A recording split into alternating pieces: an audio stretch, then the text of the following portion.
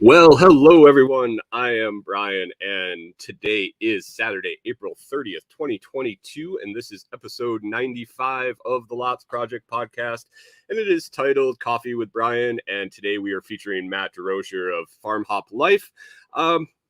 Weekly Saturday morning interview show. We kind of target an hour and a half, so really excited to talk to Matt this morning as we are kind of on a similar path. He and his family, we will talk about this, but they want to go farm hopping and helping some people out. So we're going to talk about his background, what kind of got him into this idea, and where they're going from here. So excited to talk about that. After the show, I got a ton to do this weekend, guys. I got to make some edits to our online shop. I'm adding a few coffee packages, so keep an eye out for that. I'm hoping to get it done this weekend, and I'll blast it out there when I get it done. I got to get that newsletter done that I totally spaced on. Didn't have it on my calendar. It was supposed to go out a few days ago. That is now on my calendar to get done by the end of the weekend, and I have multiple reminders to get next month's done on time, so I'm not a slacking jerk. And then after that, I got to dig Comfrey tomorrow. We are getting a ton of rain today, but I think we'll still be all right. I think there'll be enough time and be able to get out there and dig it and get it on its way for everyone that has ordered so far. I apologize for the wait, but you got to deal with Mother Nature. So we'll see how she goes. And big exciting news yesterday, we finally were able to get the slides out on the camper. We are getting that kind of fixed up, our little projects we need to do before we want to move in and get on the road again. We were able to get it open and walk through. So I think after this video, I'm going to head out and do a walkthrough, kind of show what we have, what we've done so far, and what we got to do before we move in, and just kind of a base layer heading into the spring after we shut her down for the winter. We've had it closed for 6 months, and didn't look bad when we opened it up, but a little walk around and just a touch base, and I should be able to release that video sometime this afternoon, this evening, or by the end of the weekend, hopefully. So look for that.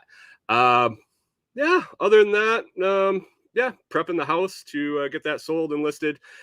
And good morning, Martinson family. Thanks for joining us this morning. If you are over on Float, I do not have that chat open. I was pulling it up on my phone, and for some reason it wasn't auto refreshing. So if you want to get your chat or any questions for Matt or myself during the show, and you're on Facebook, YouTube, Twitch, those come directly to me. If you're over on Float, I will not be able to see it.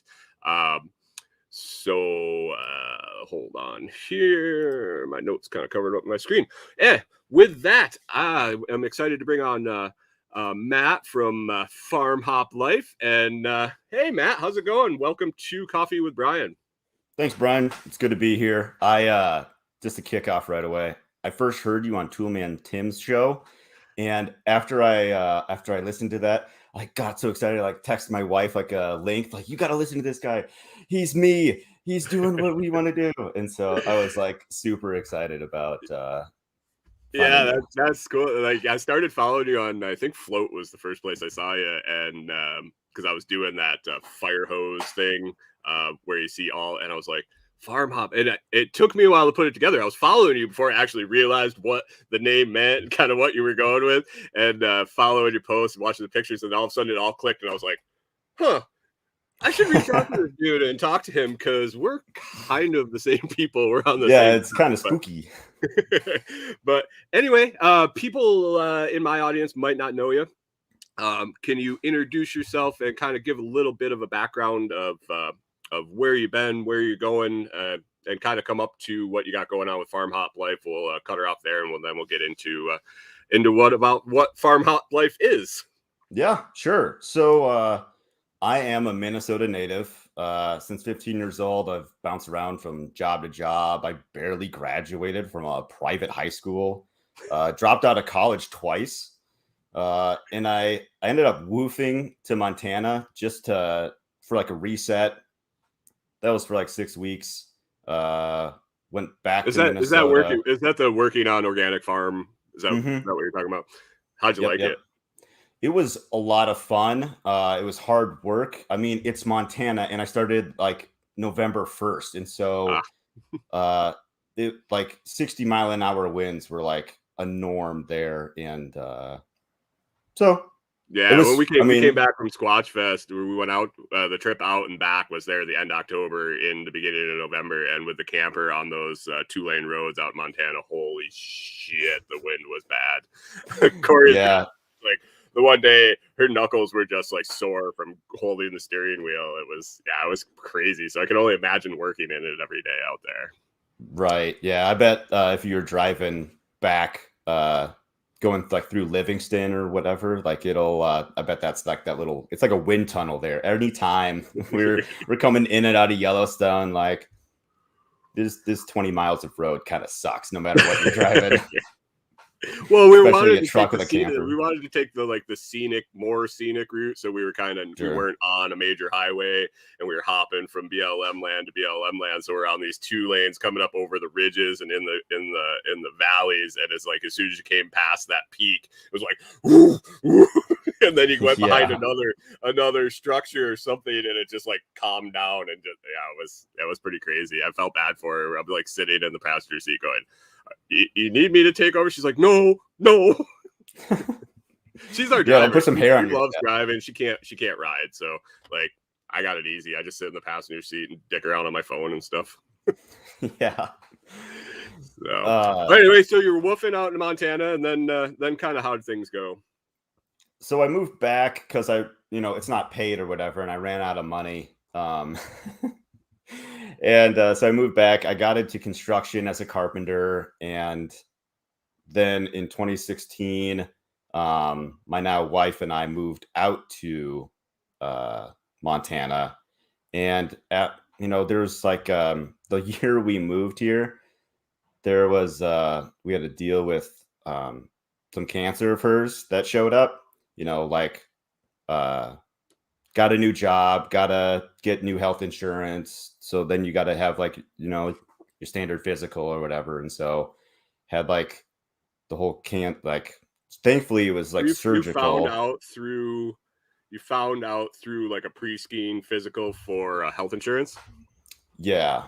Wow. Like, hey, just to get established. And so like, it's kind of a pain in the ass. Like when you have to go do those things, I don't want to take a physical, but like, it's required. And like, sometimes it's worth it. So yeah. I mean, that's crazy. That's probably thankful for that. And able to catch it when you did. Cause that kind of stuff festers and doesn't turn out well.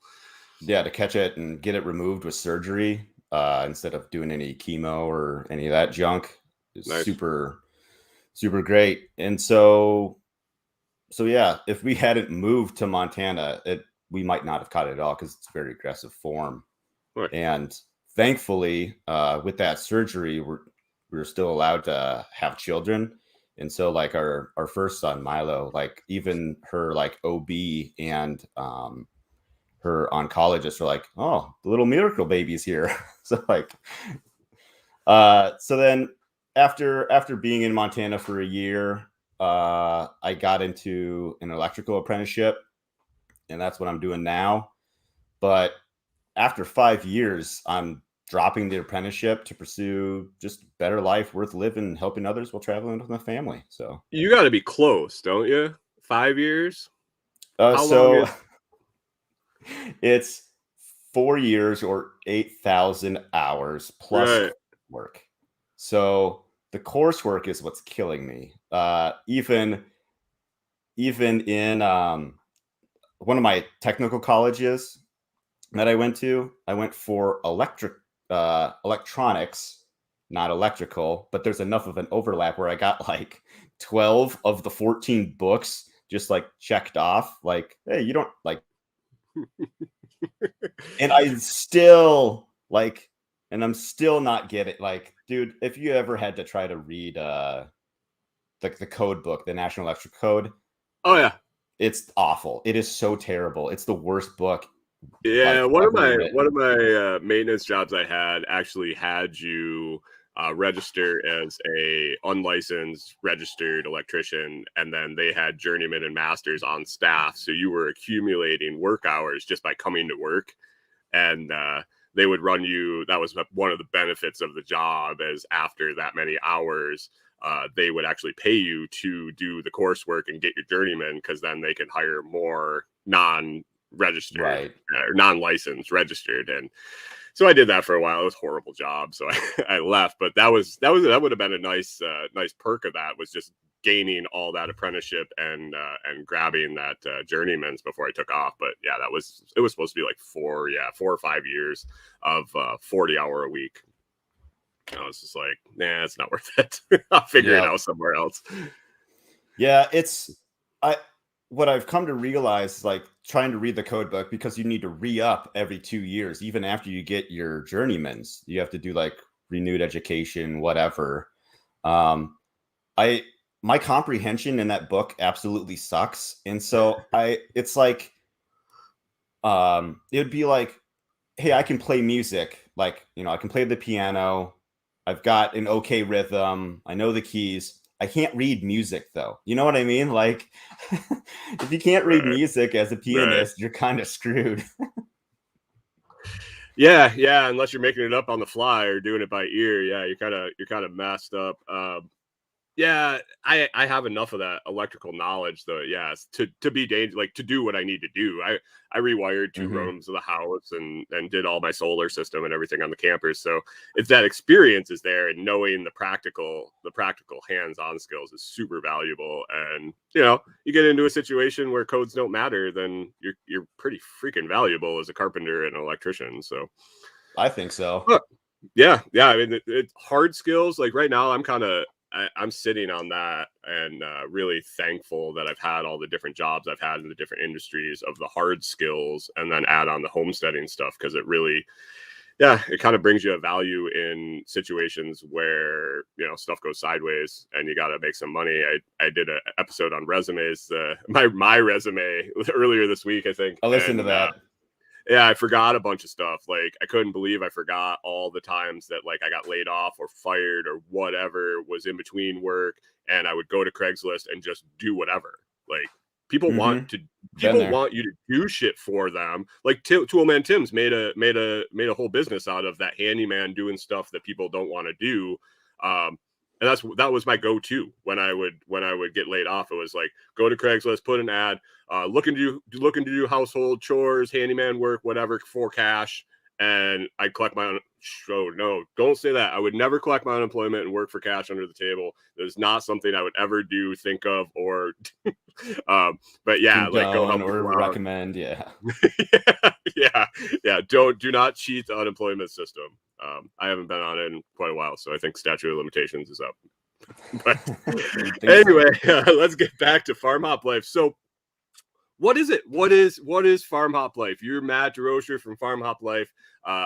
Give me. Oh, yeah. Before that, let me ask you one thing. I really liked your answer to on my intake form. It says, what does living outside the systems of control mean to you? Because, it means something different to everybody, and they're coming to the show from all different angles. And I loved your answer. So if you just want to give that answer, and then we'll dive into what FarmHopLife is.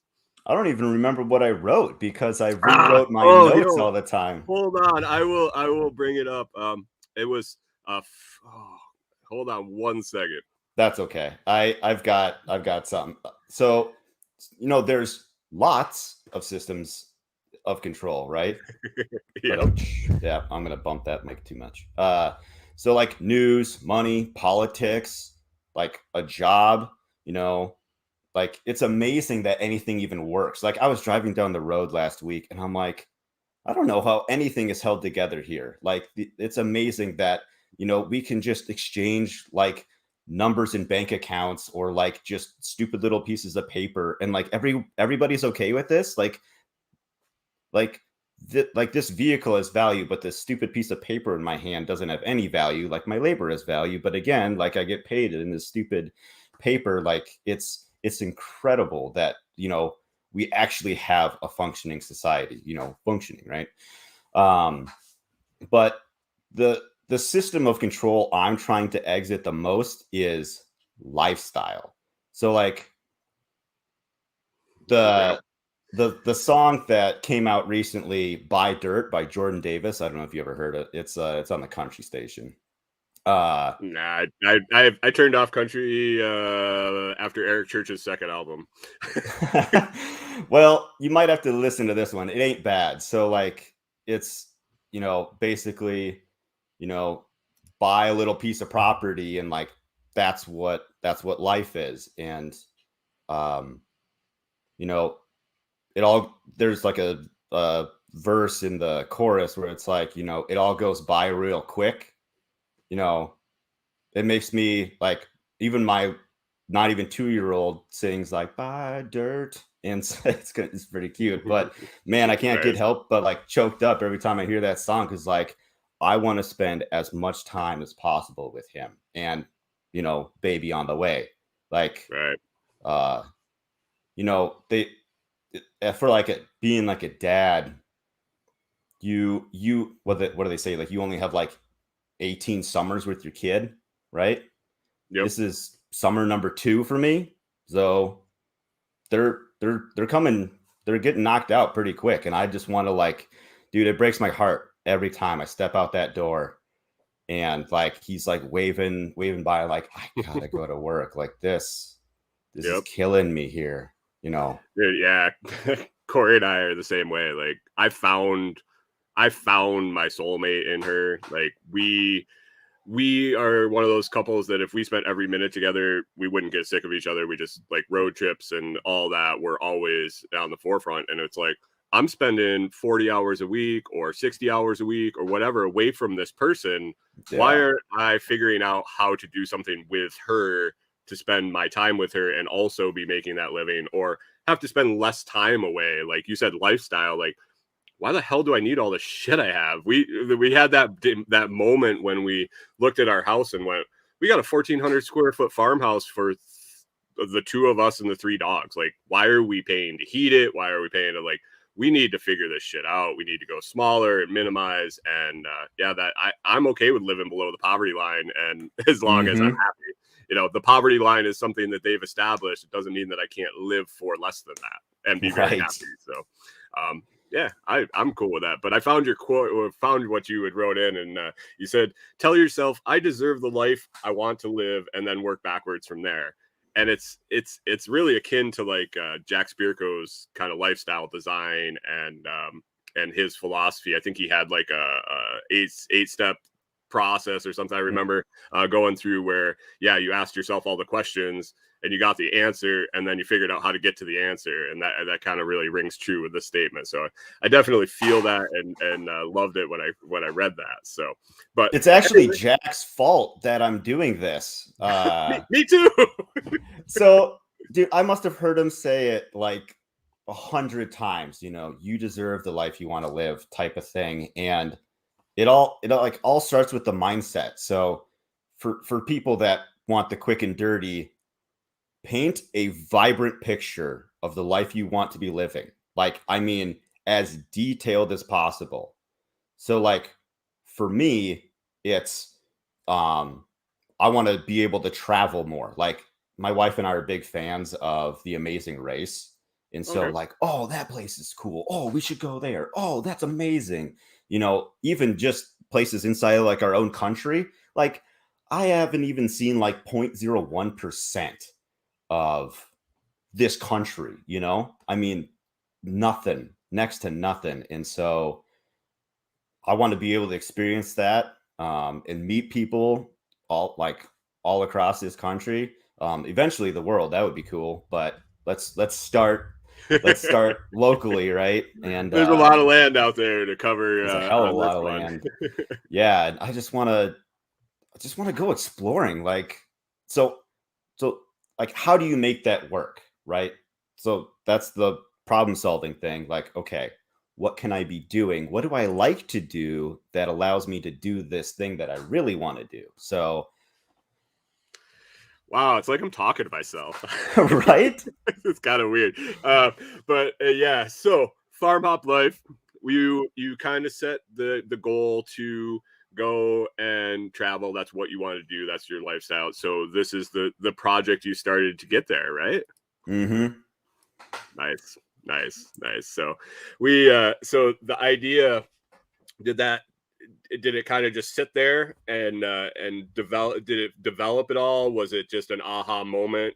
What you're doing? What are your plans? What are your plans with FarmHopLife? What it kind of describe it for us? So next summer, 2023, I'm loading up the family into an RV to basically help other homesteaders.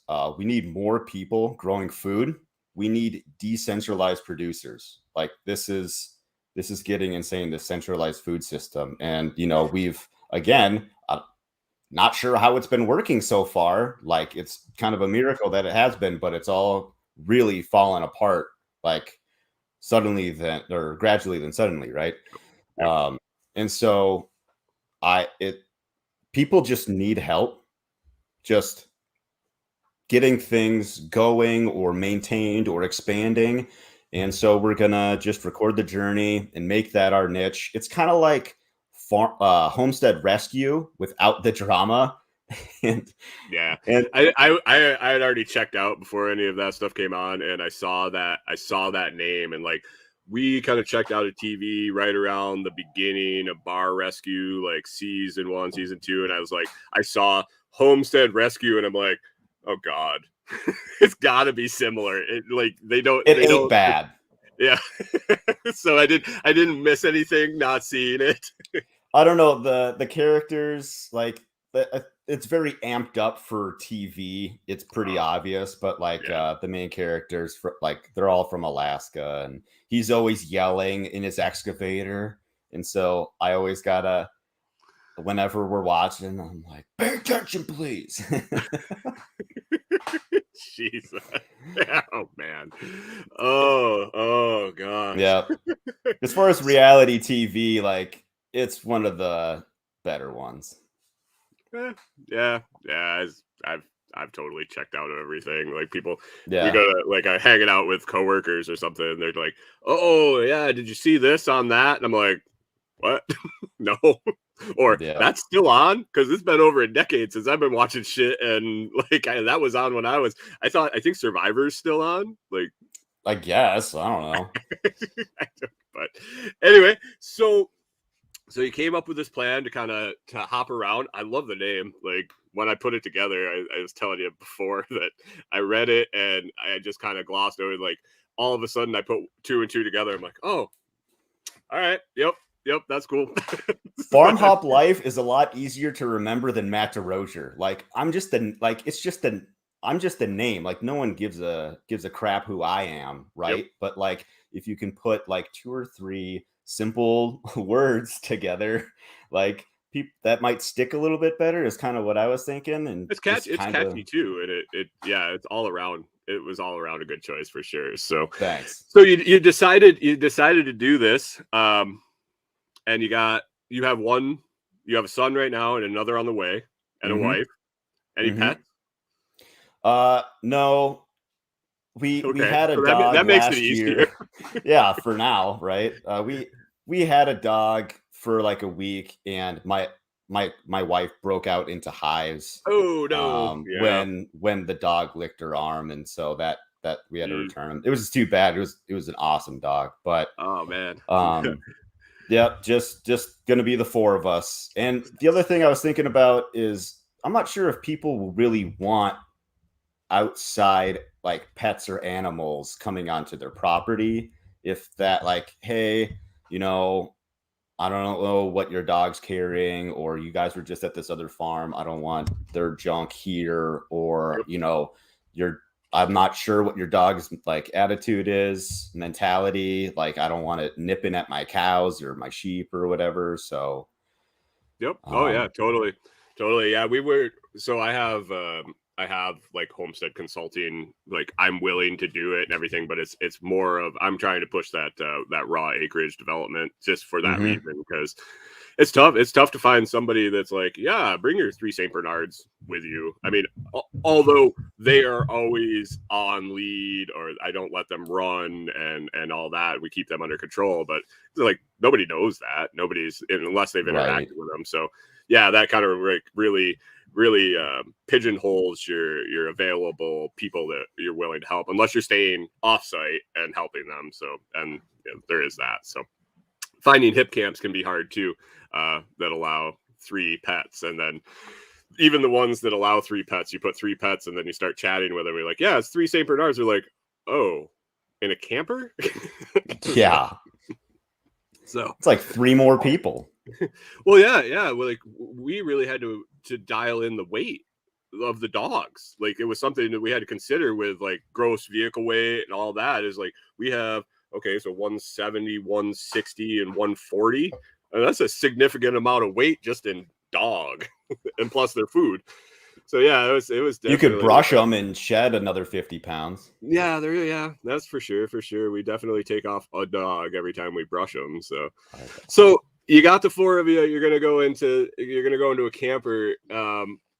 What the wife have to say? Was she part of this decision, or was this kind of like your crazy idea and you had to break it to her and convince her, or how'd that go down?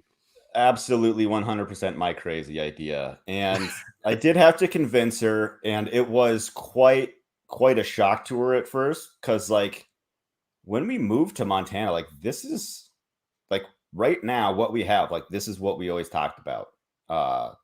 Having a homestead, having some acreage, awesome views, this is like where we wanted to be forever. Like, and now she's like, and you want to change this? Like, she's like, sorry, I'm just like, I'm going to need some time to think about this. Like, this is like, you've been working so hard to get us to a certain point, and you just want to like, nope, let's pivot. I'm going to do something else. And how it all like kind of started is, I'm trying to get stuff done around here, and I've got, not, if they were half finished projects, I'd be happy about that. They're like 10% projects, right? And I was just thinking, if I could have somebody else helping me here, how much further could I be? And why can't I be that guy for other people? I should be. So I was helping a buddy about 25 minutes away last summer, and I was just thinking, like, how could I live here? Like, how can I do? He's got like 116 acres, and he just stocked the pond with like 500 trout that he has. And I went deer and elk hunting on his property last fall, and it was pretty sweet. So I'm just like, how can I live here? And so this is kind of like the wheels really got turning then. Like, how can I have like this, but also be able to travel and blah, blah, blah. So it's just kind of just, get that machine turning, man. And so, Katie came on board with some like reluctancy. She's like, so what are we, then I came with like, what are we going to do with the house? What are we going to do with the kids? What are you going to do about your job? Give the kids away. Just give the kids away. Nah, I like my kids. Even the one that ain't here yet, I like them already. Yeah, it kind of happens that way, doesn't it? Right. Especially when they look just like you. You're like, you're all right. Mini me's. So you convinced her. How long have you been planning? Because yeah, we've been at this for like going on 2.5 years, like getting this in the process. And how long have you been working at it? So the idea came up last summer, 2021, and I did a farm. I think it was my very first YouTube video was a farm tour of my buddy Joe's place.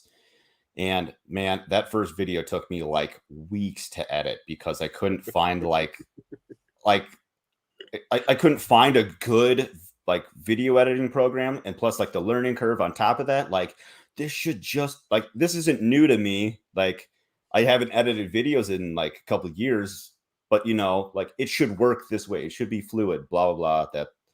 And so So that kind of started. Then I interviewed him, and then the first of this year, I was like, I really gotta start cranking out more content. I don't know if you listen to Gary V at all. You could take him or leave him, but like, I you read should his stuff. be. It's I'm more. content, I don't content, really. content. Yeah, I don't really listen as much as read his quotes. His one-off quotes are fantastic. Like, just Right, really make you think. So, yeah, I right. definitely know the motivation you're talking about from Gary. Yeah. So, love him or hate him, just basically he kicks you in the ass to just be producing content. And so, I started just posting stuff that I was doing. And I'm like, I'm doing like next to nothing. Like, there's what do I post?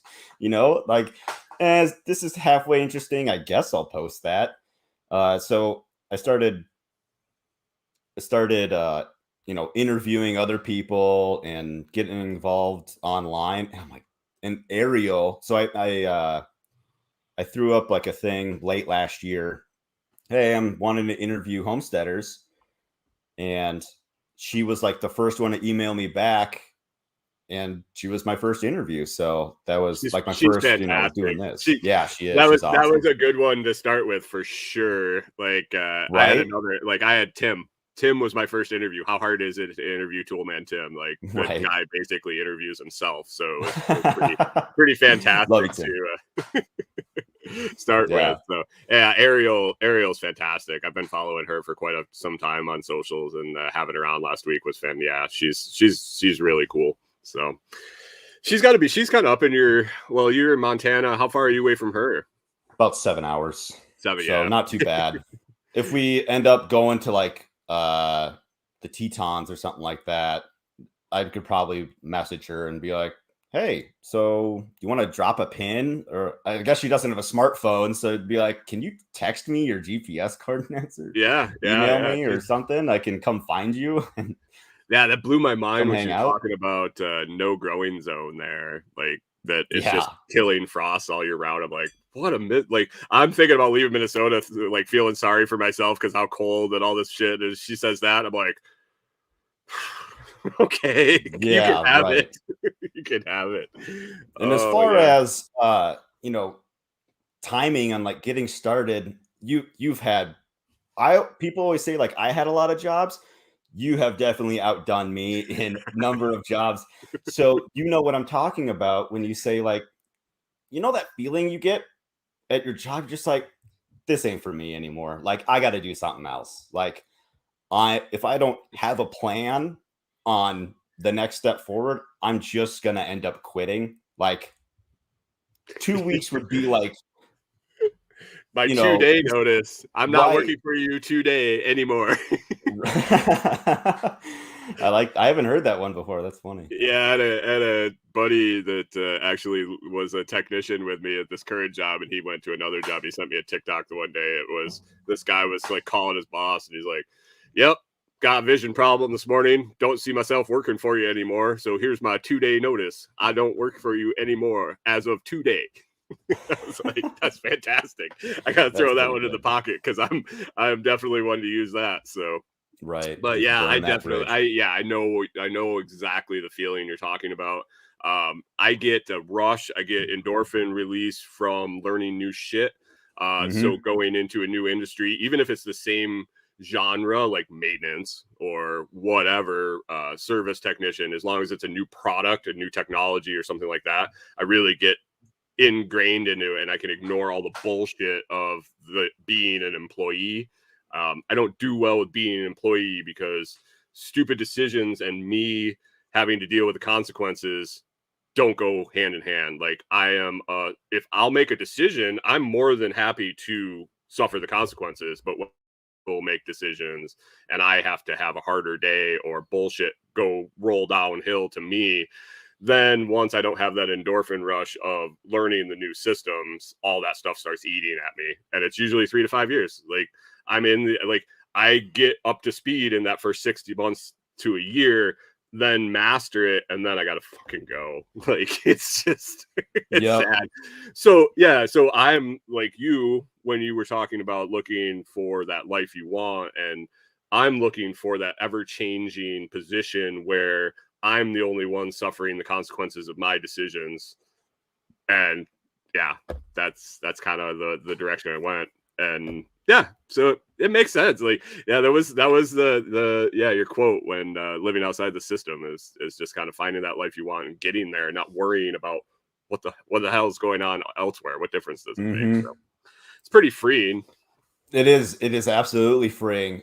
But to kind of come back to convincing Katie, she's like, okay, we need a plan. Like, because I'm like knowing, like feeling like I'm feeling, right? This is not gonna last. My time here is limited, and I need to let my employer know, like, hey, like as soon as possible, right? Because I don't want to burn this bridge. Like, I kinda am gonna be leaving. So mine keeps asking me when I'm leaving, and I'm like, wait, I don't know really? yet. I'll let you know. Are you serious? Oh yeah. I just keep, I don't know the date I'm leaving, so I just keep telling them. And with service work and everything, like there's always work for me to do, so it's not like, and it's a revolving door. It's kind of you can go into it as an entry level position, so Okay. it's like I'm easily I mean, like 4 years experience is tough to replace today, but like hiring someone that can go through the training is what it is. So they're happy to have me as long as I'm willing to work. So they just keep asking me, when are you planning on taking off? I'm like, well, I'm going to Tennessee for 2 weeks. Either I can turn my van in before I leave, or I can come back and keep working if I'm coming back. So, like when you're willing to walk away, it's easy to request time off. Yeah, right. So what size rig are you moving into? This is intriguing to me because I'm on the RV side too. But what kind of setup you got? So here's the thing. We don't know yet. so Nice. Being budget conscious, we're gonna next summer we're gonna sell my wife's car, and the truck is already paid off. It's a half ton. It's an F-150 with the tow package. So like it makes it challenging. Like I listened to your video about, the truck versus the camper. Like people do it backwards where they buy the truck and then get a camper to fit. Like that makes a lot of sense to buy the camper first, buy the camper that you want, and buy the truck to fit. Like that makes a lot of sense. But prices are just stupid right now. Like I don't care if I could, sell my truck right now for what I paid for it 6 years ago. I ain't getting another one that's that good. Like, yeah, we ended up with 2010, 2011 truck. Just right. It was one of those, we trust our mechanic here. We've been using him for 8 years. He's been nothing but good to us, never screwed us over. And everything that we were going to buy, we just brought to him and said, okay, here's the price. Tell me what it needs to be solid. We don't give a shit what it looks like. It's got rust on the tailgate. It's got all that shit. Like almost better for us because we just like to kind of blend in. I don't need a flashy, $90,000 truck. And we took it to him and said, how much to get into it, like to be solid, because it's going to be our only vehicle and we're going to be pulling our fucking house with it. So we kind of have to have it reliable, but we were able to pick up a 2011 that we've been happy with. We dumped a little money into it, but for the price we got it just all made sense. And so it was kind of just feeling it out, but we needed the space for like the dogs and the fact that we're taking everything we own with us. And so, yeah, we were kind of talking about that before. Are you keeping a home base? Because we're wavering on that, and you got a little more time. So I kind of like where you're at, where you can kind of feel out where this bullshit goes. Because it seems like it's on a teetering point. Like we're on a teeter-totter. Like it's going to go sideways. It's not going to go sideways. Everything's going to kind of be shitty for a while, but not real shitty. So you have a time to like play that out a little bit.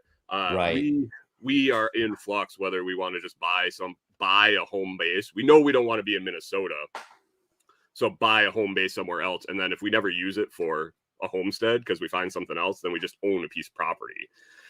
So that's kind of where we're at. And you're kind of in flux whether you want to keep a home base where you're at or what you want to do too, I think.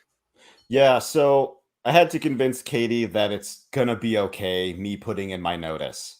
I would have liked to have given more notice, but she needed more convincing first, which is, it's fair. It's a big jump. Like, we got a family, like, so I talked. She was worried that if I gave notice that I'd get fired. She's like, well, if they're gonna be leaving, why would they keep you? I'm like, because I'm employee 3. Like, it's the dad, the son, and me. Like, when a third of your workforce is gone, like, you're putting yourself in a really tricky spot, especially with today's labor market. Like, I don't mean to be like in a power position. That's just how it is, right? Yeah, I think that's helping me too with this flux. And we've been down 2 technicians for 8 months, and there's no applications coming in that want to work for how much we make and the work we do. So if I'm willing to come back from my vacation and give them another couple of weeks, they're more than happy to take it. So that year notice too, that's a big change. I think when you can tell them, hey, I'm giving you a year to prepare to figure this out because I got to take off. It's more of a respect thing than, hey, I'm going to be gone in 2 weeks. And yeah, then it's basically a lot like of time a it's that minimum knee-jerk. FU. Yeah. That knee jerk, oh, well, you're fired. What's a 2 weeks what difference? I can't hire somebody and train them in 2 weeks, but a year, hey man, thanks. Like, keep us posted. Like, yeah, that's what I did. It was like 6 months before we were trying to leave last fall. Didn't quite make it. So Sure. I gave that 6-month notice and I was like, hey, in 6 months, I think I'm taking off, blah, blah, blah. And they're like, okay, well, just keep us updated. And then when it got closer, I was like, yeah, it's going to be spring at the latest. And they're like, oh, great, you'll work through the winter. I'm like, yeah, great. Oh, so picking out a camper, do you have ideas what you want to do? Are you doing like a total off-grid package like we did here? Are you planning on being able to hook up at different farms, or what kind of your goals with traveling around? Right. So, given that the truck's already paid off, we're going to have to fit a camper to the size of the truck, which makes it tricky, but got to stick to a budget. Otherwise, just like, where does it end? I bought a used truck and a used camper, $100,000 for, Oh yeah. stupid. So, Oh, for sure.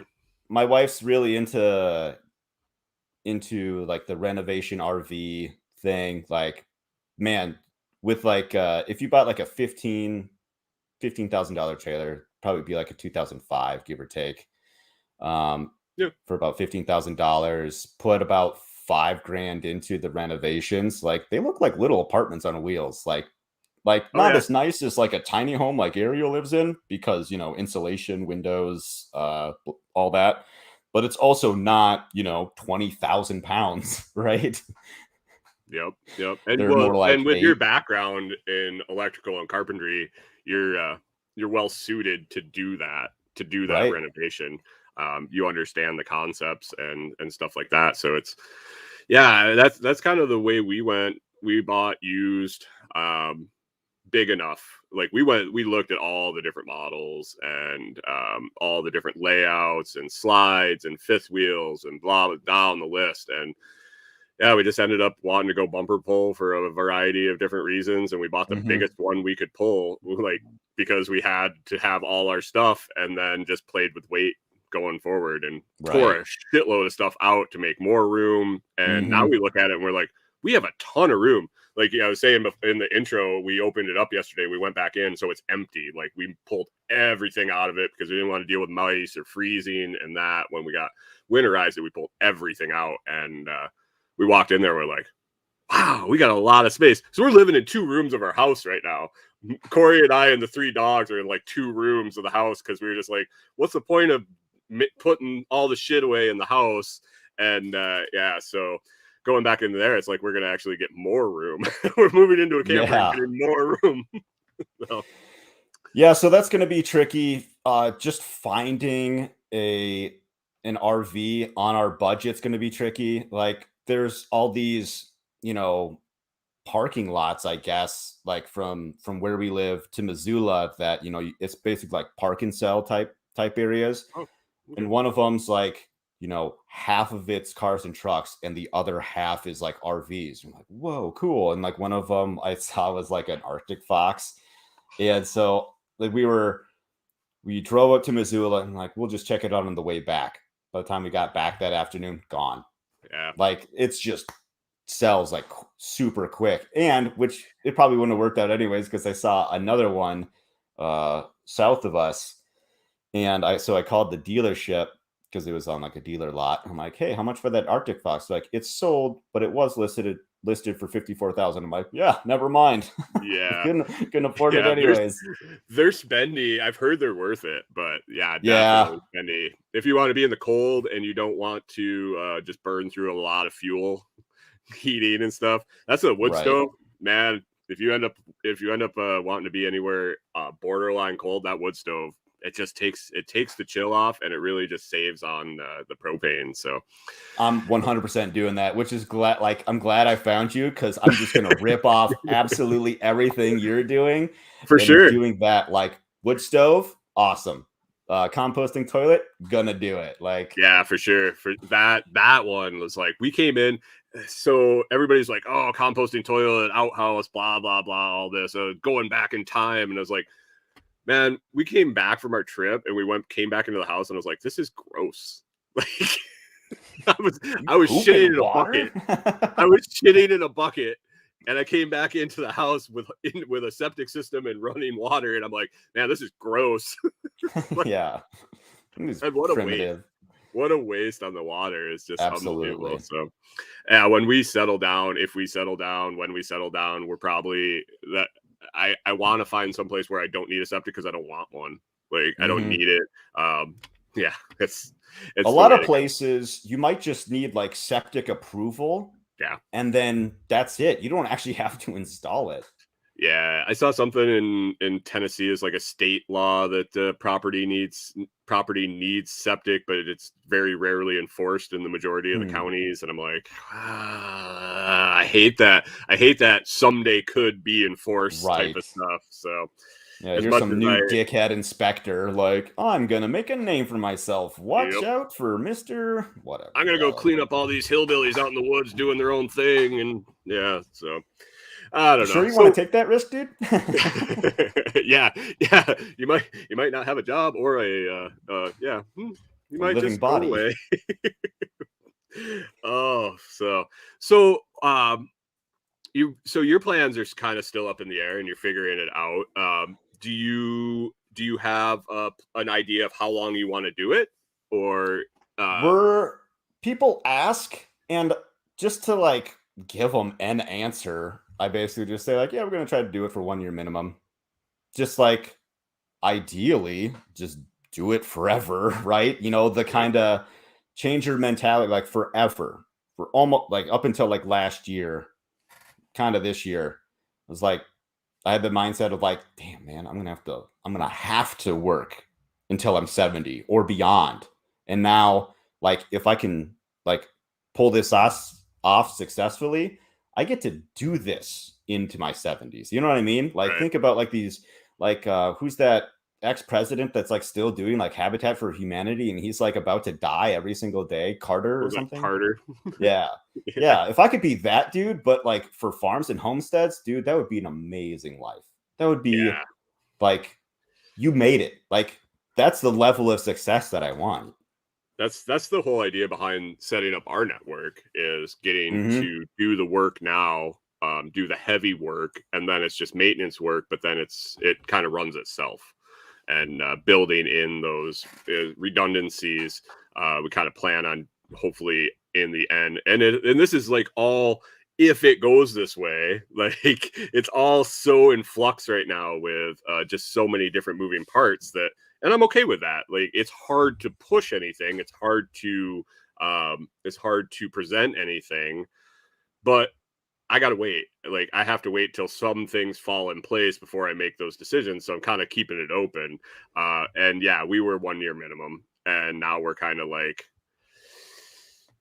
let's get that property and see, just for that security of having a place to go, and then maybe we take off from there. It all really, I think it depends on what we get out of our place, and yeah, and it's Yeah, budget. you're in a little bit different situation because like you don't want to be in Minnesota anymore. Like Right.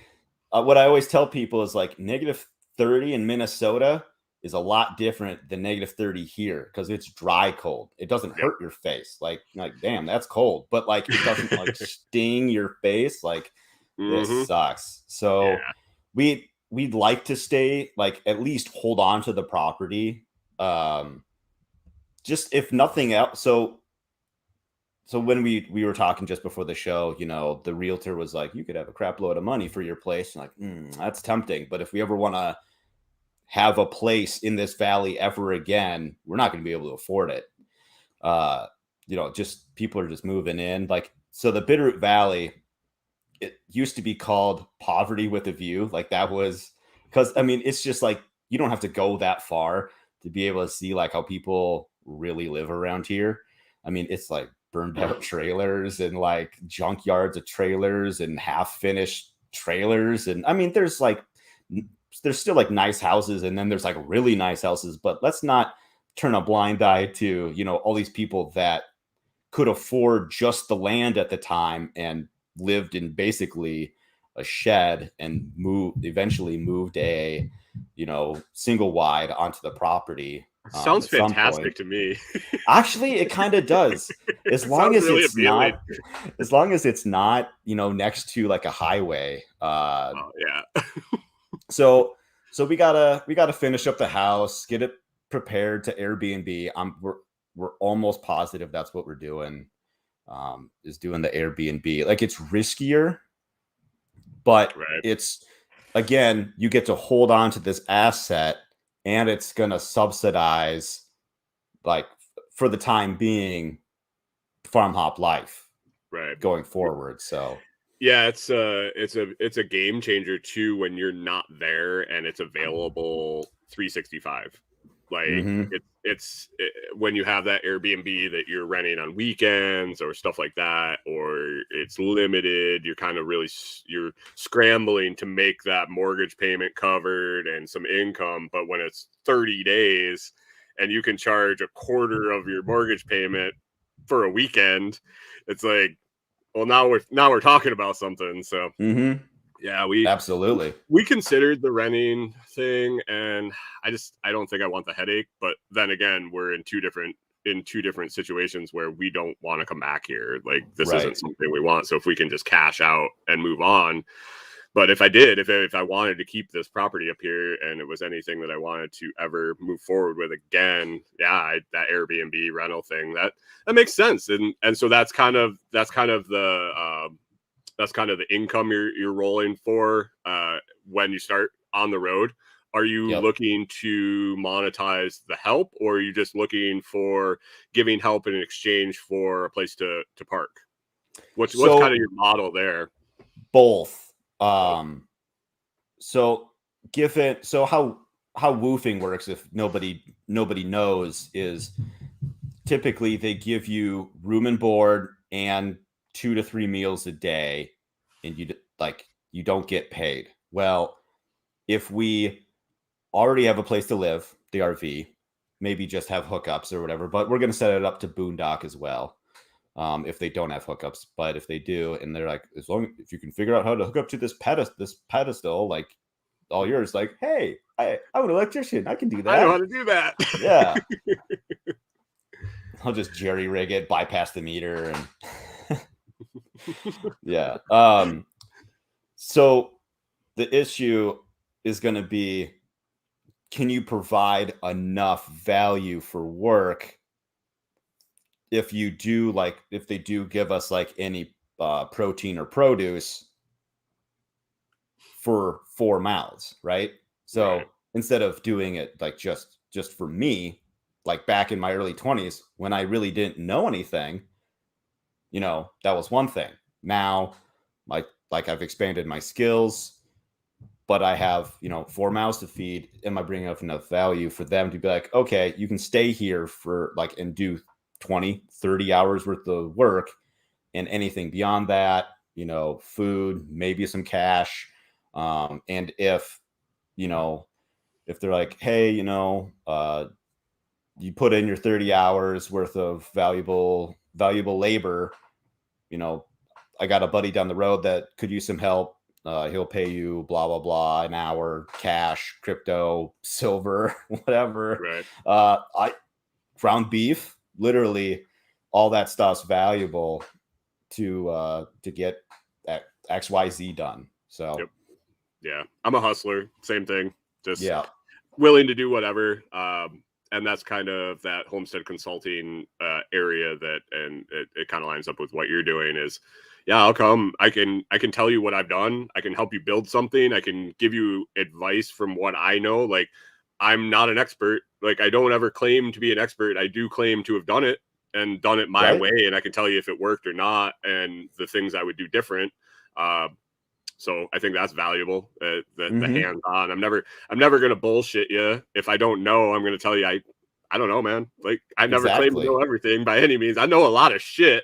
Like, I've done a lot of different jobs. I've talked to a lot of different people. Bartending to me, like, filled my head with so many different interests and so many different things, and so many different people that I talked to that I would go home and then in my off time I would look up the stuff they were talking about. And so it was just like this constant filling my head with all these different things. So it makes it multi-valued like you have with the experience and whatnot coming onto the property, being able to do different things and help different people that way. So yeah, I think you're definitely on the right track there. So I hope so. There'll be like other little ways to, I've got ideas to like monetize FarmHopLife. I actually thought it might be kind of cool if maybe like once a month you and I like got together and like recorded like some brainstorming, like, oh, what if we did this like money making thing on the road? Like, that'd be kind of fun. Sure. Oh yeah, definitely. I'm always looking for other stuff like that. So what are you doing right now? More content. Yeah. Well, yeah, that's what it is.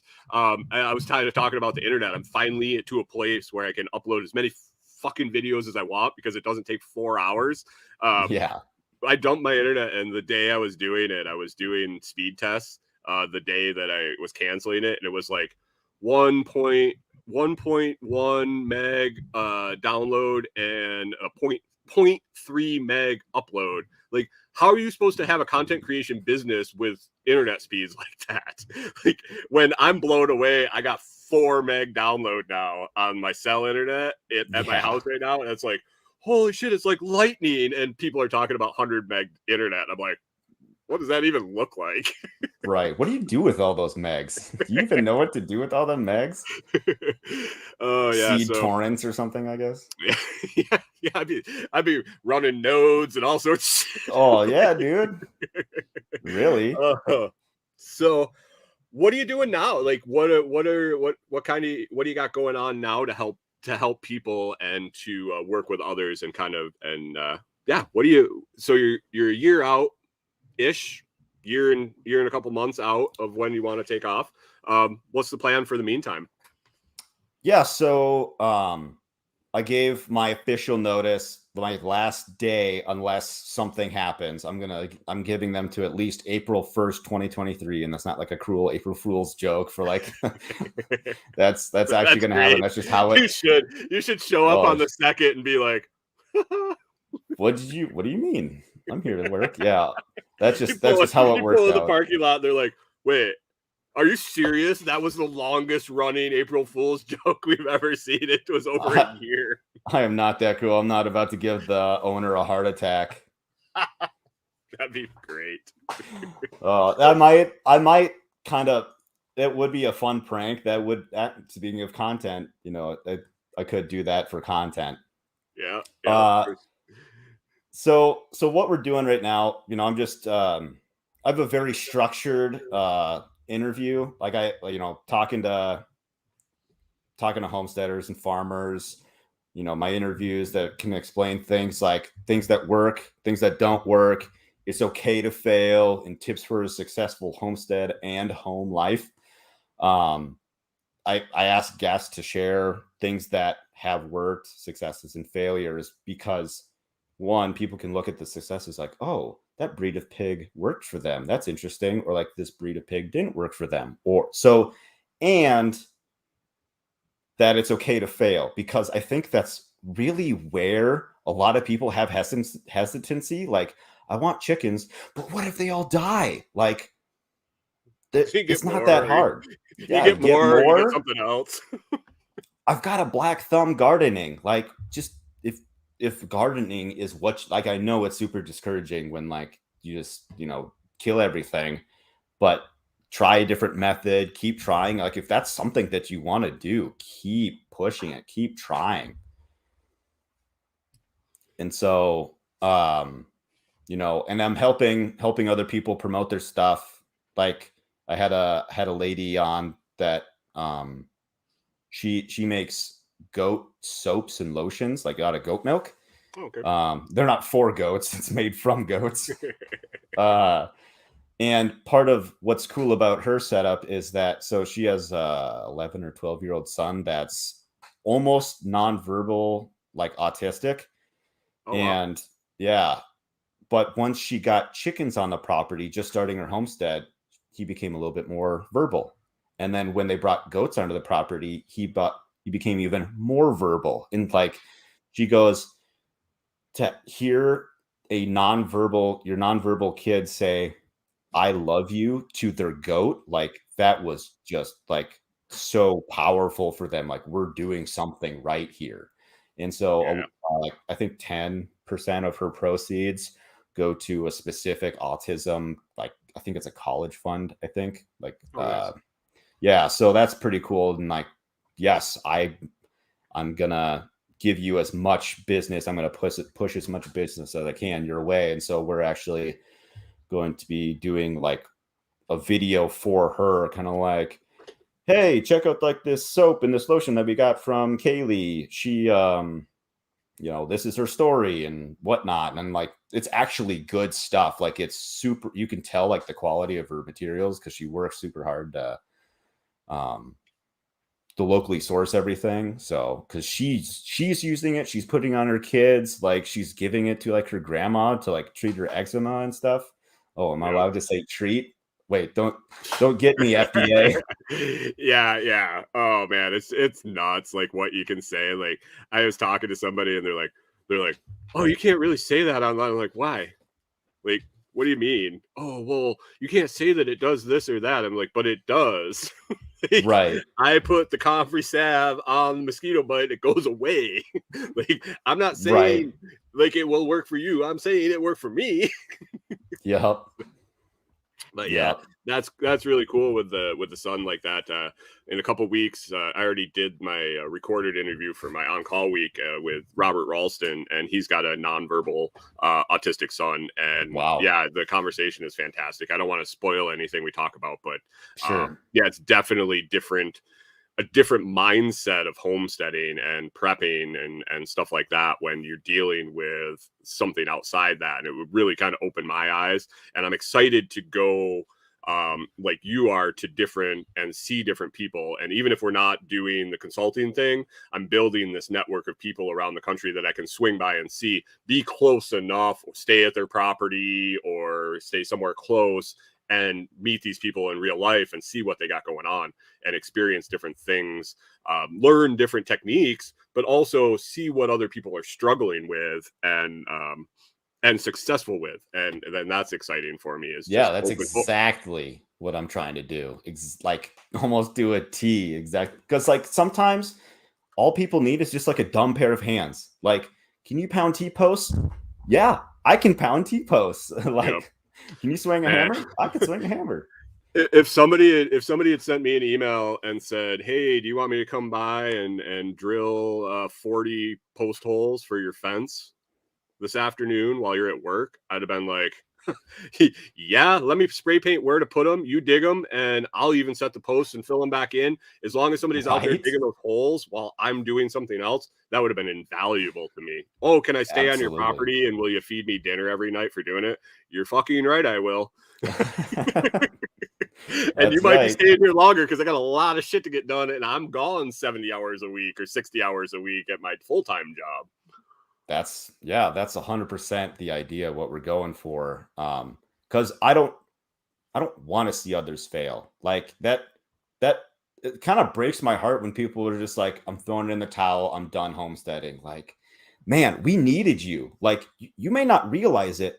We need you. Like the whole homestead, farming, gardening community, we need everybody here to help support others, promote that lifestyle. Like you can grow your own food and like not this fake crap that you see on like Instagram where it's like, they're super polished, in like completely perfect homestead where like she's out there in like a sundress picking tomatoes every morning and the sun's just That's perfect not what it coming up. looks like at your place. Hell no, dude. And I got like one of the best views, right? And like, dude, I have garbage. It's not really garbage. It looks like garbage. Like I have a use for it somewhere for something at some time. It's everywhere. Like Yep. I got a lot of cleanup to do before we peace out of here. But Yeah, that's what like, that's what we're doing right now. I finally got the dumpster in, and just like I have value out of this stuff, but no one else does. Like somebody right. might. It's really this weird situation. Do I just want to empty it and sell it as is, and blah blah blah, or leave some of the valuable things that somebody else won't have to accumulate, as far as tools and stuff like that? And I've been drafting my for sale by owner for like Craigslist and stuff when I'm ready to start having people come up and look. And that you said it, Instagram homestead, like that line or that sentiment is definitely in there, that this is a homestead. It was a running, working homestead that we only had garbage pickup every other week, one can. Like you're running a business, you're getting all this stuff in from Amazon, we're getting all this stuff in for seed and like microgreens and all this stuff. And what the fuck do you do with all the packaging? Because Right. my garbage only comes every other week. You know how much fucking garbage I have in 14 days? Like I try to burn off some of this, but it's like, Right. I don't like burning the plastic shit when the black smoke's coming out, and it's just like, I don't like doing that. I like to try to recycle it. I like to try to get rid of it somehow responsibly. What's recycling? Yeah. We don't have recycling pickup here. We don't either. I think we actually have okay. to pay for it. Like they make you pay for it. So like I don't necessarily want to burn the stuff because it's just bad. That's just fucking bad. Yeah. I worked in that industry for a while. I know how bad it actually is when you burn off that plastic. Sure. And so yeah, it's just this. I don't want to send it to the landfill. Like I'm a nature guy, but then I got a pile of fucking furniture down in the woods or paneling that when we did the rip out of the house and we didn't get a dumpster, that stuff could get burned, but it's so fucking busy here. I don't have time to stand around on a Saturday and tend a bonfire to get rid of some wood. You know what's okay? It's sitting down in the woods doing nothing. Yeah, as long as it's nothing but wood or like compressed cardboard or wood pulp right. or whatever. It's not chemicals leaching. It's not shit like formaldehyde. that. It's just like, let it break down. It'll eventually just deteriorate. But yeah, the listing is going to be like, this is not your Instagram homestead. You're not going to show up here and the chicken coop is perfectly clean. And this, yeah, no. It's but funny you bring that up because my parents are here last weekend and we were talking about like, things we got to do to prepare the home for Airbnb. And I'm like, yeah, that shed looks kind of junky. I don't know. At the very least, I might move it to like a different part of the property. And my dad's like, we were tearing down the chicken coop, aren't you? I'm like, no, it looks kind of cool. Like I intentionally did it like rustic looking. And it was also all free material. And he's like, well, that thing looks kind of junky. Nah, chicken coop stayed. I don't care if it looks junky. Like it's part of being out in the West. Like it's Yep. not actually old, but it looks old. So Yeah, mine's like the old metal tin building, put up probably in the 70s, 80s, I'm guessing. And I just refinished it. And like you said, free materials, whatever plywood I had. For my roost, I just walked out in the woods and cut branches that would work. Like I took the time to find one. Okay, this one's the right kind of shape. And I just threw it together like that. I've had like 14 different types of nesting boxes down there because I experimented and went through them all. And so it's just, yeah, it's just a bunch of stuff. It's like you just have stuff. Yep, you just got stuff. And like it's interesting you were talking about, do like tools that you're keeping that you have to bring that you're bringing with you. And I'm like thinking, do I bring my chop saw? Do I bring my table saw? What do I do with it? Do I keep it here? Do I store it? Do I bring it with me? Because like, Yep. That table saw, like, yeah, it folds up, but it's like, 2 foot by 2 foot by 2 foot, all folded up. That's a lot of real estate in the bed of the truck, and it ain't going in the camper, right? Right. Yep. So just like little things like that. We contemplated like keeping a 4-wheeler and a bunch of the larger tools and all that stuff and getting like a shipping container or a storage unit or something like that. And then we're like, will we really come back to Minnesota to get it? Will it be worth the time? So you figure a couple $100 for a table saw, you get one used, it's cheaper. Chop saw, 4-wheeler, all this stuff, you're looking at like $5,000, $6,000 worth of stuff. And now we're down in Tennessee. Now I got to figure out how to get it. I got to come back and get it, or wherever we end up. Maybe it's New Mexico. Like now I got to come back and get it. It's been sitting in a storage shed. It's like fucking sell it and buy it new or used, or if I actually need it, rent it or whatever. So yeah, we struggled with that for a while. And once I let go and I'm like, I don't care. Once it was moving into the camper that really did it, that flipped the switch for me, because Corey moved in. She moved all her stuff in that she wanted to take. She's been very proactive on this, and I've been kind of more slowly figuring out exactly what I want. And so she moved in. I moved out there. Like we were living there, but I was still sleeping in the house, taking a shower in the house. All my stuff was in the house. Excuse me. And I realized I don't need shit. Like I was so happy with nothing.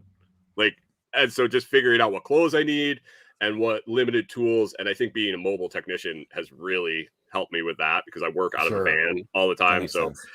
my ratchet wrenches, I have 2 wrenches that have 8 wrenches, and like just that kind of stuff. I've really developed a knack for finding those multi-use tools, and so yeah, getting down to nothing, and once you flip that switch and getting rid of it. And I think it was Chris Prater at Jack's workshop where he was live streaming the presentations, and he was like, anything under $100, I just throw it away or donate it. And I'm like, yeah, we rolled that number back down to 50 because I just don't. $50 is $50. But yeah, it's $50 at this point. Like I'll just be plowing through getting rid of stuff, and I'm like, can I list it for $50? No, it goes either in the dumpster or in the donate pile. It sounded like you said donut pile, and I was like, oh yeah, the donut pile. The pile of donuts that you keep around. Oh, so what else? You got anything else you want to kind of rap about, or any questions for me? You said you had questions for me, like you were interested in what I was doing. Yeah, but I'm wondering if I should save them for my show. Absolutely. I'm definitely come on chat again for sure. There was one thing I wanted to rap about. Just have you ever seen the movie They Live? No. By oh man, now I'm gonna blank on the director's name. I think it was like John Carter or something. I don't remember. Anyways, it's like a weird 80s. It's got Roddy Piper in it. Actually, I think I have, now that you say that. Yeah, so like he puts on like the magic sunglasses or whatever and can like see the world for how it actually is, type of thing. Everybody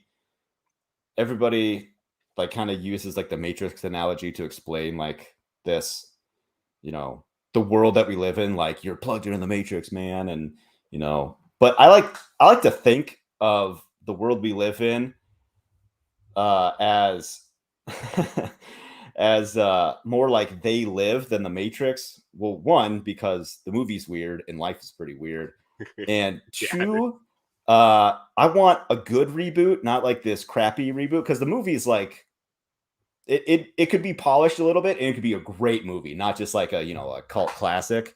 Right. So like you throw on when Rowdy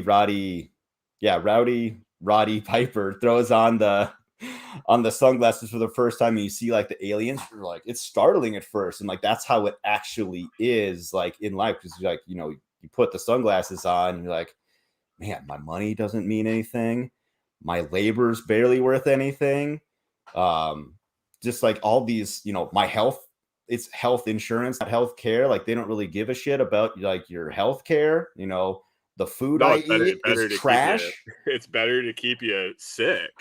Yeah. So you can take those sunglasses off anytime and go right back into the system. Like, I'm going to do my part. I'm going to vote, whatever. Well, you can, I can't. Yeah. Yeah.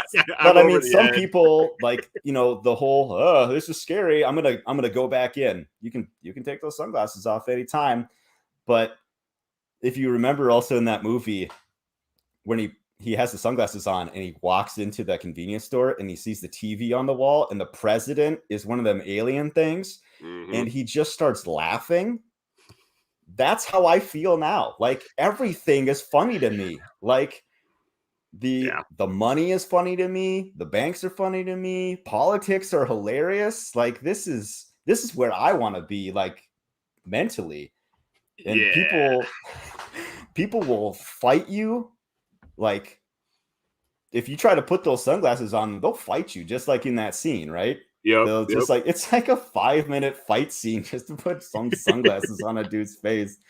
Yes, open your eyes. Like I stopped at like I went to a kind of a philosophy. Like I do this show, I do my daily show, I do my YouTube channel, and if somebody asks me, then I talk to them. Yeah, it's different. I don't evangelize at all anymore. I did, like when I had that awakening. Jack talks about it all the time. Like you go through these stages where you're the evangelical because you found out something new, and no, it's been a long time. There's a lot of people before you, and then you get to a point where you just want to be a resource for somebody and like put your shit out there, not in an aggressive way. Like people are free to listen to my shit if they want, or turn it off, or not listen to it, or run it down. I don't really care, like anyway. But yeah, if they reach out to me and say, well, what are your opinions? I'll tell them. And you got to be prepared to hear it too, because I don't try to put anything. I don't try to put rose-colored glasses on shit, or try to make you feel better about what you think. Like, I don't care what you think. You're allowed to think whatever you want. I'll just tell you what I think, and then you can make your decision if you want to stay what you're doing or maybe change a little bit. Right. So yeah, I think that I can't take those glasses off anymore. I'm to a point where, like you said, it's right. It's a delicate beginning where people start seeing things and they're like, huh. And they can either pull on that string or just cut it off and trim it off and go back to just being what it is. But once you pull that one string, that shit falls apart, man. Like, and the more strings you pull, and I've got to a point where I don't even look anymore. Like, I know it's all fucking bullshit across the board. Yeah, it's all tied together, and I can't do anything about it. But what I can do is get my camper ready and meet a bunch of people that think similarly enough that I feel comfortable around them, and meet those people, build networks, find some place to take care of myself and take care of my wife and whatever animals we have, and just forget about it. Like, control what I can and just ignore it and laugh at it. Like you said, it is funny, and it's so asinine, the stuff that comes out of it, that you're just like, what? Really? Yep. Really? How can you say that? Like, I questioned my sanity for a long time during the whole COVID shit. Same. That people were like saying stuff, and I'm like, wait, what? Or like my wife, I think I mentioned it before that on the day that she pulled up the COVID report, she works for a hospital. She doesn't go in anymore. She's fully remote, but she has to follow she gets all the news updates and all that shit and policy updates. And like she got a report that said there was one COVID positive patient in the hospital. One in the whole hospital. This is in the suburbs of Minneapolis. It's not like a rural hospital with 20 people in it. It's like a fucking suburban hospital. One person. And on the same day, she got a notice that now people that got the vaccine waiver, she did, have to wear a mask and a face shield. What? You have one patient in the fucking hospital, and you're going from a mask, which is absolutely stupid, to a mask and a face shield. Like, It just doesn't make any sense. Like, how can a logical person? And I really wonder. It made me really question some people that I had respect for, that I thought were kind of like intelligent people. Right. When you talk to them and they say it, and you're just like, dude, what? Really? How? I thought you could, like, especially in my career, like, you work with people that are problem solvers. Like, we're technicians, we're figuring shit out. Like, you can think stuff through and troubleshoot stuff. And the stuff that I would hear out of them, it's like, are you not? It just goes in and it just sticks in there. You don't think about all the stuff like that, or is it just your work that you think like that? And like, because my brain's always trying to figure shit out. And yeah, so it's man, dude, it's really funny when people, they're like tuned into the news like up to 100 when you're talking to them about something and they'll like contradict themselves like within the same breath. Oh yeah, like it's like they're so close to get there. Like I'm good for picking at them, like getting them, egging them on, and pushing them in different directions. Because like I know you can tell the political affiliation of whoever you're talking to, especially when they're switched on to the news, and you just like hear that first talking point, and you're like, oh, yep, Fox guy, oh, MSNBC guy, and then I'm so in the middle and kind of checked out, but I keep it on my radar enough just so I can interact with people, because otherwise, what do I like? I'm in the public eye. Once I'm in the private world of kind of homesteading and that type of community, I'll just switch totally off. But right now I have to interact with people, so I gotta kind of know something going on. Yeah, I just pick those strings. Like they start going down their line, and I'll just casual comment just to throw them for a loop, and they just kind of what? And then just keep going, plowing straight ahead. And like, I'm just trying to get them to maybe have a fucking connection in their head and go, huh, maybe I should look into this. They're not trying to change hearts and minds. I'm just trying to maybe have a little flash of a light bulb, even if it burns right out. Sure. And that's why I got to have the attitude of everything's funny, because if you don't have like a positive, at least like amused attitude to, like this shit will like, it'll crack you. Like, you gotta have that attitude of like, I was very angry but in this a is bad funny way for quite a while. When I kind of red pilled. That's easy to fall into 100%.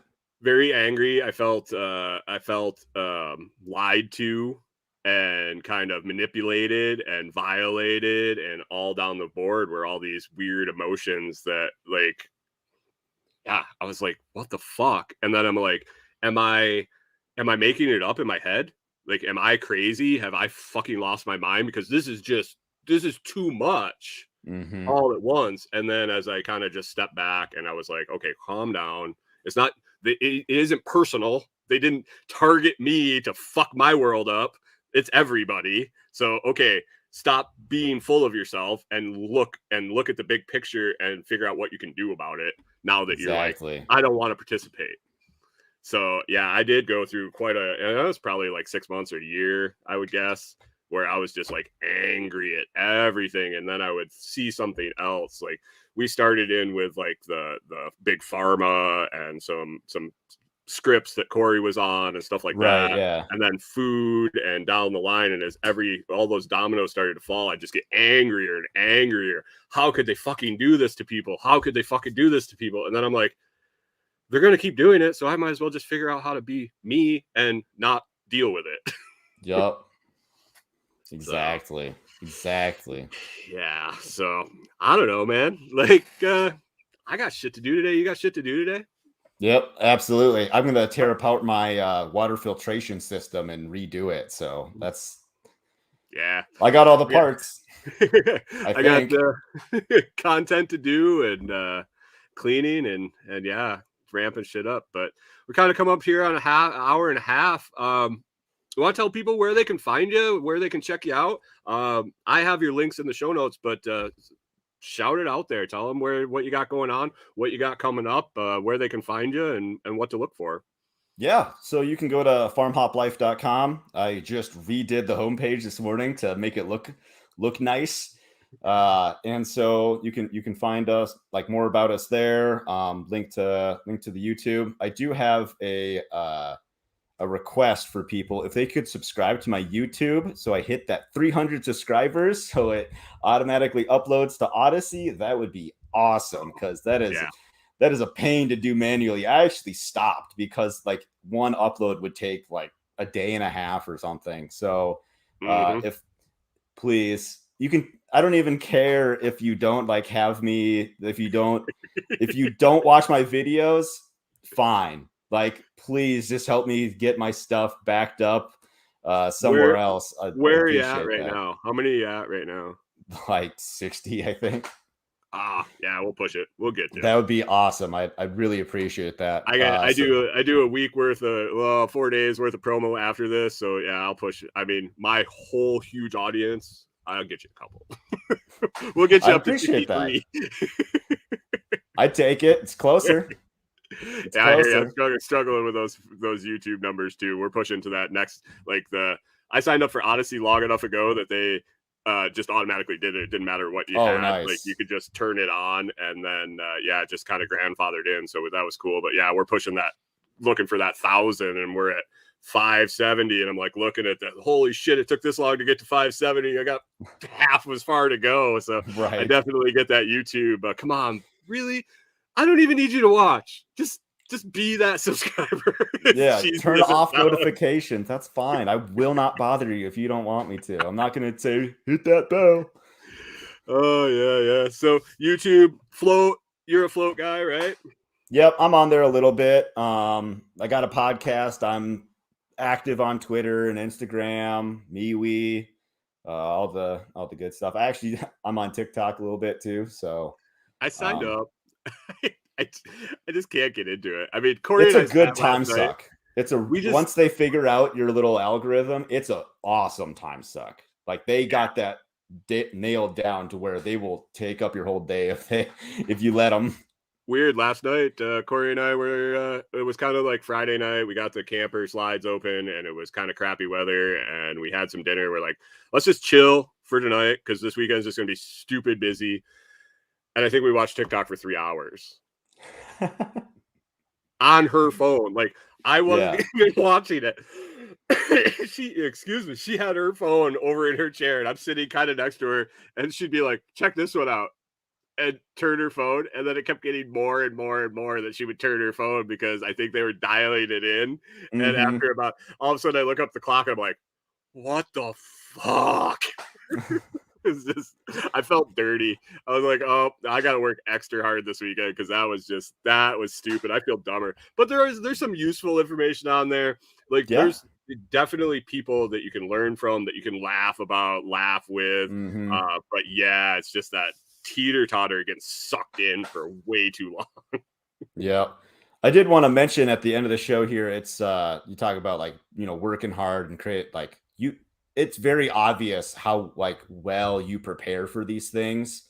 And, to be able to produce, like, a good show, like, it's quite noticeable. So I hope to be as good as you in getting, like, being prepared for this. And, my outros just absolutely suck. I never know what to say. Like, oh yeah, I have it written down. Like me too, and I still suck at it. Yeah, I just finally wrote it down, and I'm like, it's the same thing every time, but you know what? It's consistent, because otherwise I just stumble. Like our videos, when we first started making videos for the homestead, you get to the end and I'm like, okay, well, see ya. Or Yep. hey, have a good day. Or like, Yeah. so it's so awkward, and half the time I'd end up just cutting the video off before I said it, so it just didn't sound stupid, and it would just end. Yeah, much better. Yeah. Oh God, it's tough. It's tough for sure. But I definitely appreciate that. You do fine, man. You do. Thanks.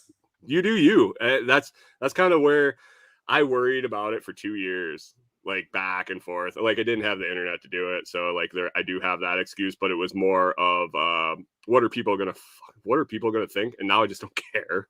I just do. I do me.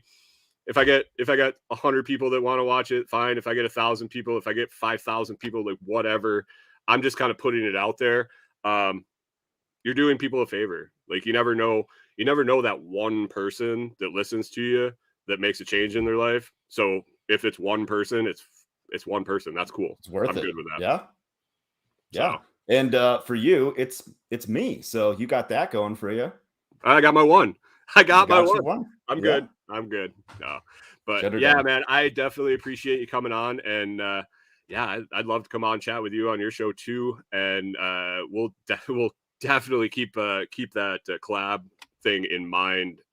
Yeah, when I hit the road, or even before we do, man, let's figure out shit and people that want to do this.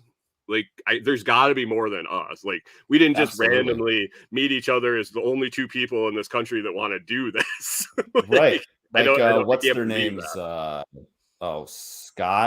I thought I had it in my notes. Scott and Nicole, I think. Oh, yeah. Yep.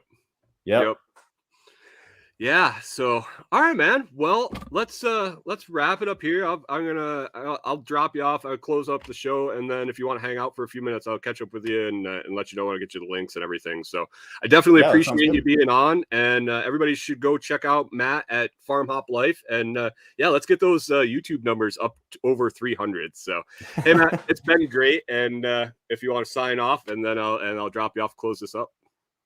All right, sounds good. I appreciate being here. All right, mate. Thank you. All right. Yeah, what a great chat with Matt. When we started talking and I realized and I put it all together that we were pretty much on the same path, I was super excited that he wanted to come on and chat. And yeah, I really enjoyed talking to him and look forward to get on his show. Definitely go check out his stuff, subscribe, follow him on Float. Yeah. I'm digging Comfrey tomorrow, so you want to get in on that order, get it in by midday tomorrow. Crypto, send me a direct message. We'll get you taken care of. Otherwise, you can put it in on the website. And we do take cryptocurrency on the website with a 10% discount. Just when you pick your payment method, use cryptocurrency checkout, and that'll automatically come off. Pick up some coffee, clothes, yoga mats, all sorts of stuff, cool t-shirts, hoodies, sayings on the back. Go check them out. See if there's something you want. I am going to be putting up some package deals for the coffee for going into the holiday season with Father's Day, Mother's Day. Might be a little late for Mother's Day at this moment, but I might do Father's Day sale. We'll see. But getting started packages, I think I might do a package of some coffee and a grinder, or coffee and a French press for those that are uninitiated into the good coffee world. Kind of a little starter pack. But anyway, it's been a great morning. I really appreciated Matt being on. We'll wrap up here. Get busy. Check out, keep an eye out for that video walk around of getting back into the camper that I will probably be shooting in the next half hour or so, and get it up this weekend. And yeah, catch up with you on Monday. As always, you can find me at thelostproject.com on Float. Let me see. God damn it. Every time I click on that, I lose my notes. And like Matt and I said, I got to have it written down to close it out right. But you can find me at thelostproject.com, Float, Twitch, Telegram, YouTube, Odyssey, Rumble, Gab, Facebook, Instagram, Fountain FM to do that value for value exchange. I really appreciate you hanging out with us this morning, and we'll catch back up with you on Monday.